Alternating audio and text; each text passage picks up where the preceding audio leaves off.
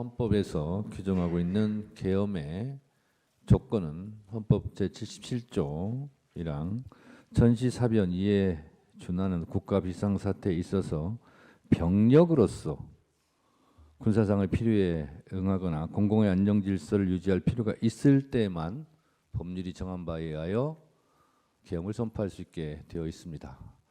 아마도 본능적으로 신원식 증인은 이러한 사항을 알고 있지 않았나, 그래서 계엄을 반대하지 않았나, 그렇게 저는 생각이 들었습니다.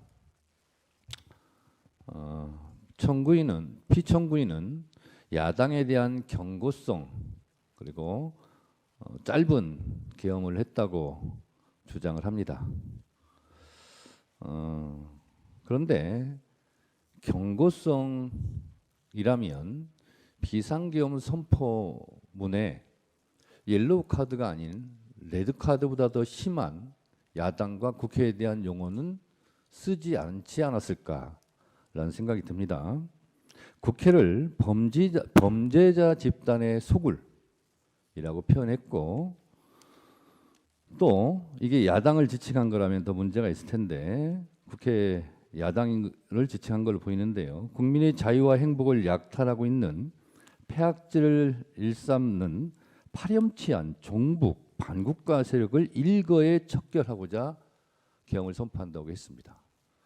과연 이게 국회에 대한 경고성과 어울리는 용어일까, 이런 생각이 들었습니다. 그러면서 줄탄핵, 예산 폭거, 특검 이런 것을 예를 드는데요. 이 탄핵과 예산과 특검은 엄연한 대한민국 국가에서 헌법적으로 법률적으로 보장하고 있는 국회의 권한입니다. 그 권한 행사가 마음에 들지 않는다 하여 국회를 척결의 대상, 반국가 집단, 범죄자 집단의 소굴로 국회를 인식했다면 이것이 과연 경고성이었을까라는 의구심은 저는 가지고 있습니다. 국회에 대해서 줄탄핵 말씀하시는데 국회에 있는 저로서는 늘 거부권이라는 말로 돌려보내드리고 싶습니다. 무려 거부권은 역대 대통령이 상상할 수 없을 정도의 25차례 정도의 거부권을 행사했습니다. 정말 경고성이었다라면 그냥 경고하면 될 것을 헌법에서 보장하고 있지 않는 엄연한 헌법 파괴 행위인 국회에 군대를 보내지 말았어야죠. 청구인은 아무 일도 일어나지 않았다라는 식으로 태연하게 말씀하시는데 지금 신원식 안보실장 등 많은 국무위원들이 이곳 헌법재판소와 국회 증인으로 지금 소환되고 있고 수사기관의 수사를 받고 있고 내란죄로 중형을 받을 처지에 있을 뿐만 아니라, 그리고 하늘의 별이라는 군 장성들이 수십 명이 지금 수사받고 내란죄로 중형을 받을 처지에 있습니다. 이것을 대통령 단 한 사람의 지시, 명령에 의해서 수행한 사람들이, 이렇게 수많은 사람들이 고통을 받고 있는데 이런 상황에서도 아무 일도 일어나지 않았다라고 말하는 인식에 저는 동의할 수 없고, 아무 일도 일어나지 않았다라고 말하기에 앞서 아무 일도 하지 말았어야죠. 그렇다면 이런 일이 없었겠죠.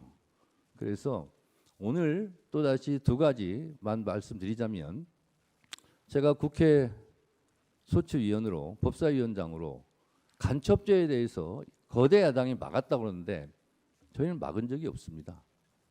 법안 소위나 그리고 법사위 전체회의에서 여러 가지 조정할 필요가 있고 좀 심사숙고할 필요가 있기 때문에 공청회 등 그런 수기 과정을 거치자라고 해서 지금 보류되어 있는 상태지 야당이 결코 막았거나 이것이 간첩죄가 무산됐다거나 한 일이 없습니다. 그리고 아까 증언 과정에서 나왔다시피 초급 간부에 대한 국방 예산은 정부의 편성권을 갖고 있는 편성을 자체를 하지 않은 걸 가지고 야당의 책임을 떠넘기는 것은 참으로 비겁한 일이다, 이렇게 생각이 들어서 하나하나 팩트 체크도 진실이 드러나고 있는 만큼 또 야당에 대한 경고성 계엄은 결코 아니었다라는 생각이 저는 듭니다. 이상입니다. 예, 본인께 의견 전술 기회 드리겠습니다.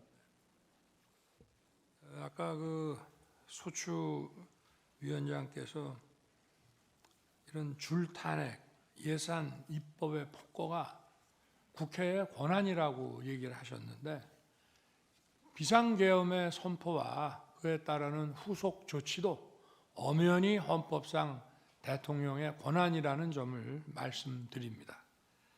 그리고 아무 일도 일어나지 않았다는 것은 바로 이 소추위원단과 민주당에서 만들어낸 내란 프레임으로 만들어낸 체포, 누구를 끌어내는 일, 그런 일이 전혀 일어나지 않았고 국민들에게 어떤 군인들이 어떤 억압이나 공격을 가한 사실이 전혀 없고 오히려 계엄 상황에서 경비와 질서 유지를 하러 간 군인들이 오히려 시민들한테 폭행을 당하는 그런 상황이었다는 그런 말씀을 드리고 정말 아무 일도 없게 되어야 한다고 생각합니다.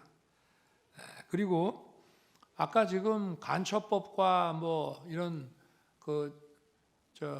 그게 뭐 심사숙고하는 중이라고 하는데 이런 위헌적인 법들, 국익의 핵심 국익을 침해하는 법들을 아주 일방적으로 신속하게 국회에서 그렇게 많이 통과시켜 놓고 왜 이 간첩법은 문제가 많다는 얘기가 나온 지가 오래됐는데 아직도 계속 심사숙고하고 있는지 묻고 싶습니다.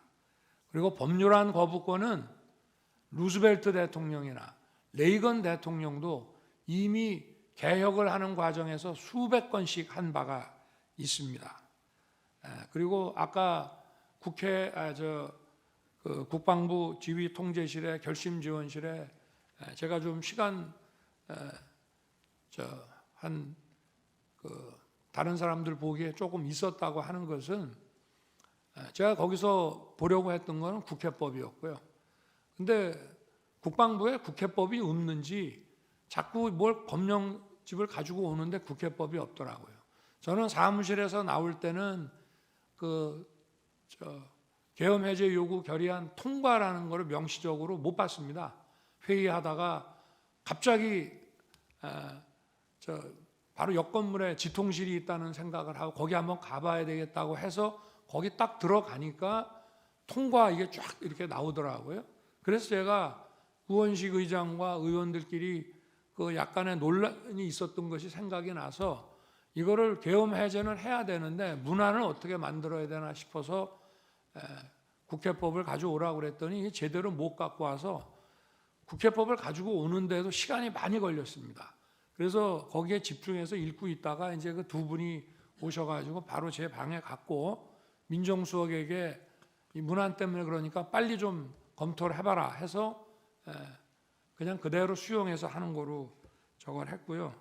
그러고 나서 국방장관과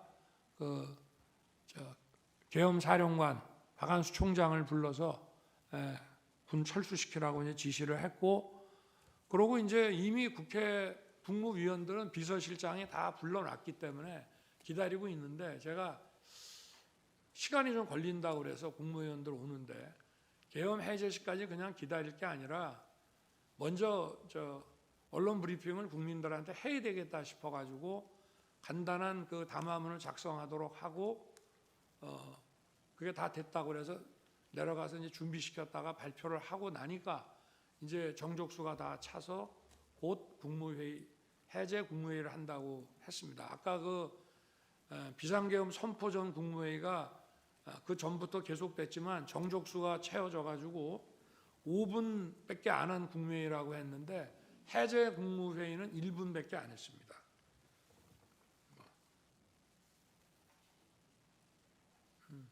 아니 그리고 간첩죄 개정 문제도 개정하기로 여야가 이미 합의를 다 해놓고 그 중국인 그 문제가 생기니까 갑자기 야당에서 보류한 거를 다시 한번 말씀드리겠습니다.